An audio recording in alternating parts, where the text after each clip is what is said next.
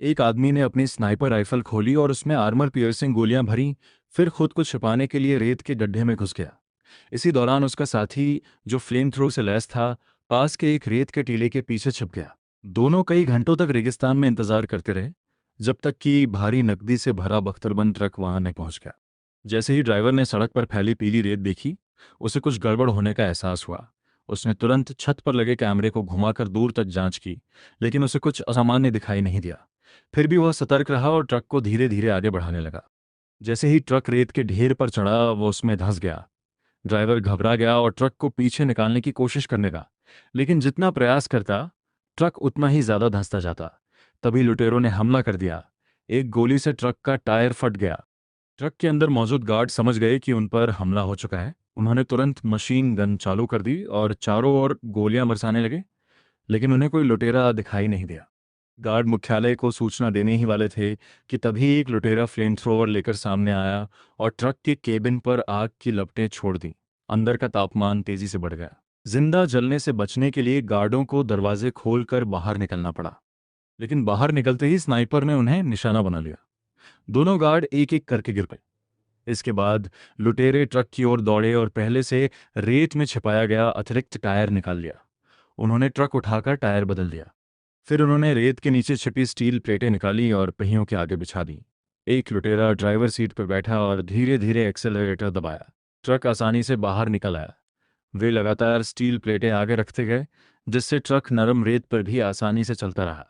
कुछ देर बाद वे ट्रक को एक गुप्त स्थान पर ले गए और पहले से खोदे गए गड्ढे में छिपा दिया। फिर उन्होंने ऊपर स्टील प्लेटें रखकर उन पर रेत फैला दी, ताकि किसी को शक ना हो। उन्होंने पहले से एक हेलीकॉप्टर भी तैयार रखा था। हेलीकॉप्टर के पंखों से उठी हवा ने आसपास की रेत को बिल्कुल समतल कर दिया। लेकिन तभी पायलट ने दूर से एक पीली स्पोर्ट्स कार को आते देखा। अपनी योजना बचाने के लिए लुटेरों ने कार को रोका और सबमशीन गन निकाल ली। ड्राइवर भागने की कोशिश करने लगा, लेकिन उसे मौके पर ही मार दिया गया। ये देखकर माइक नाम का लुटेरा दौड़कर वहां पहुंचा और शव को छुपाने के लिए एक बड़ा गड्ढा खोदने लगा। तभी पुलिस की गाड़ी सायरन बजाती हुई वहां पहुंच गई। माइक ने तुरंत चतुराई दिखाई, स्पोर्ट्स कार में बैठ गया और खुद को उसका मालिक दिखाने लगा। पुलिस अधिकारी को उसके पास कुछ भी संदिग्ध नहीं मिला। उधर पुलिस ने पूरे इलाके में खोजबीन शुरू कर दी, लेकिन उन्हें ट्रक का कोई सुराग नहीं मिला। आखिरकार पुलिस को माइक को छोड़ना पड़ा। उन्हें नहीं पता था कि जिस ट्रक को वे ढूंढ रहे थे, वह उनके पैरों के नीचे ही दबा हुआ था। कुछ दिनों बाद जब पुलिस वापस लौट गई, तो माइक अपने साथी के पास पहुंचा, लेकिन उन्हें पता चला कि ट्रक का दरवाजा केवल अंदर से खुल सकता है और अंदर अभी भी गार्ड मौजूद थे। गार्डों को बाहर निकालने के लिए माइक ने गैस मास्क पहना और वेंटिलेशन सिस्टम के जरिए अंदर धुआं भरना शुरू कर दिया। दम घुटने पर एक गार्ड ने आत्मसमर्पण की पेशकश की। लुटेरों ने हामी भर ली, लेकिन जैसे ही वह बाहर आया, उसे गोली मार दी गई। मरने से पहले वह एक लुटेरे को भी मार गिराने में सफल रहा। दूसरे गार्ड ने यह सब देखकर तुरंत दरवाजा बंद कर लिया। अब लुटेरे ट्रक को नीचे से काटने लगे, लेकिन काफी कोशिशों के बावजूद वे सिर्फ एक छोटा सा छेद ही बना पाए। तभी ऊपर से हेलीकॉप्टर की आवाज सुनाई दी। पुलिस को शक हो गया था कि ट्रक अभी भी रेगिस्तान में कहीं छिपा हुआ है। दबाव बढ़ने पर लुटेरे आपस में लड़ने लगे। इसी दौरान ट्रक का दरवाजा अचानक खुल गया।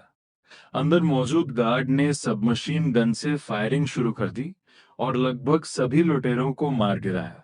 केवल माइक बचा, जो गंभीर रूप से घायल था।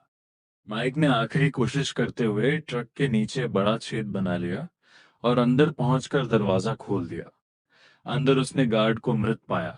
फिर उसे पता चला कि ट्रक में सिर्फ नकदी ही नहीं, बल्कि सोने की ईंटों से भरा एक बड़ा बक्सा भी था। माइक बेहद खुश हुआ और अपनी गर्लफ्रेंड को ये खबर देने चला गया। अगले दिन दोनों खजाना निकालने पहुंचे, लेकिन वहां उन्हें फिर से शेरिफ दिखाई दिया। उन्हें नहीं पता था कि हेलीकॉप्टर वाला साथी पहले ही ट्रक तक पहुंच चुका था और उसने उसमें विस्फोटक लगा दिए थे। अचानक एक भयानक धमाका हुआ और सारी नकदी नष्ट हो गई। कई दिनों की मेहनत को एक पल में बर्बाद होते देखकर माइक जमीन पर गिर पड़ा। उसके चेहरे पर सिर्फ एक कड़वी मुस्कान बची थी। यहीं पर फिल्म समाप्त होती है।